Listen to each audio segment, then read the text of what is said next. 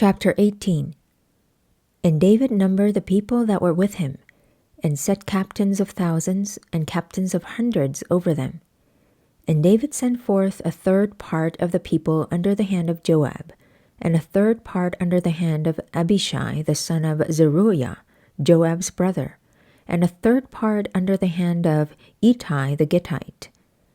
And the king said unto the people, I will surely go forth with you myself also.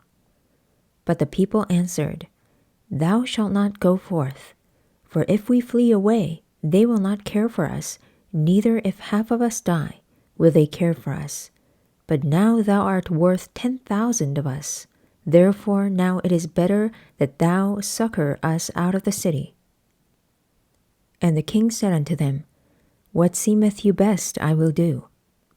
And the king stood by the gate side, and all the people came out by hundreds and by thousands. And the king commanded Joab and Abishai and Ittai, saying, Deal gently for my sake with a young man, even with Absalom. And all the people heard when the king gave all the captains charge concerning Absalom. So the people went out into the field against Israel, and the battle was in the wood of Ephraim, where the people of Israel were slain before the servants of David, and there was there a great slaughter that day of 20,000 men. For the battle was there scattered over the face of all the country, and the wood devoured more people that day than the sword devoured. And Absalom met the servants of David, and Absalom rode upon a mule, and the mule went under the thick boughs of a great oak, and his head caught hold of the oak, and he was taken up between the heaven and the earth, and the mule that was under him went away. And a certain man saw it, and told Joab, and said, Behold, I saw Absalom hanged in an oak. And Joab said unto the man that told him, And behold, thou sawest him, and why didst not thou smite him there to the ground? And I would have given thee 10 shekels of silver and a girdle. And the man said unto Joab, Though I should receive 1,000 shekels of silver in mine hand, yet would I not put forth mine hand against the king's son. For in our hearing the king charged thee, and Abishai and Ittai, saying, Beware that none touch the young man Absalom. Otherwise I should have wrought falsehood against mine own life, for there is no matter hid from the king, and thou thyself wouldest have set thyself against me. Then said Joab, I may not tarry thus with thee. And he took 3 darts in his hand, and thrust them through the heart of Absalom, while he was yet alive in the midst of the oak. And 10 young men that bare Joab's armor compassed about, and smote Absalom, and slew him.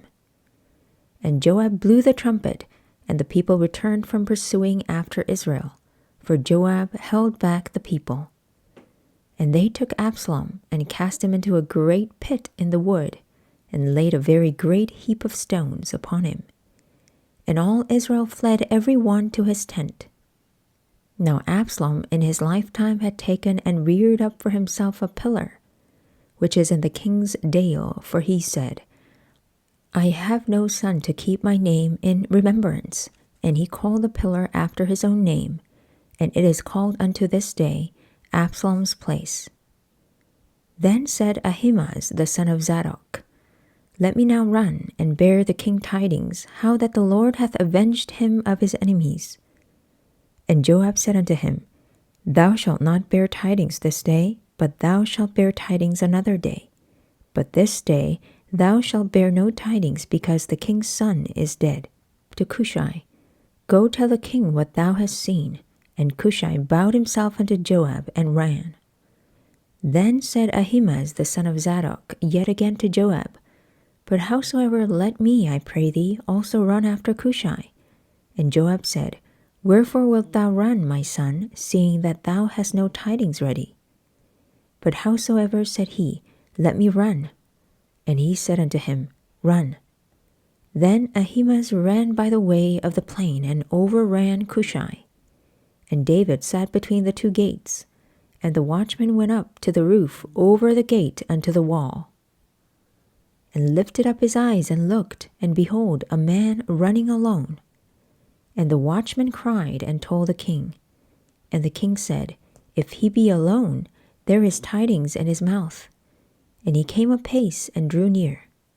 And the watchman saw another man running. And the watchman called unto the porter and said, Behold, another man running alone.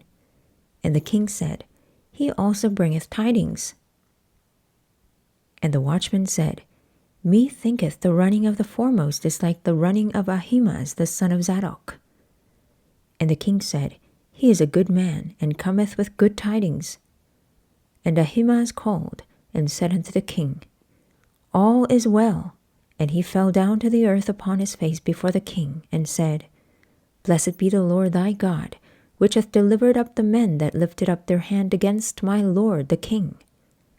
And the king said, Is the young man Absalom safe? And Ahimaaz answered, When Joab sent the king's servant, and me thy servant, I saw a great tumult, but I knew not what it was. And the king said unto him, Turn aside and stand here. And he turned aside and stood still.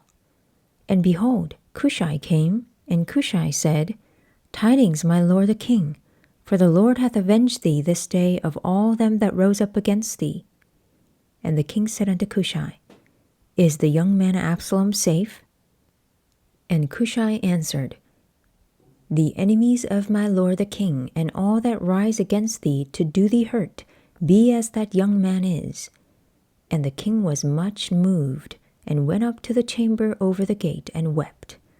And as he went, thus he said, O my son Absalom, my son Absalom! Would God I had died for thee, O Absalom, my son, my son!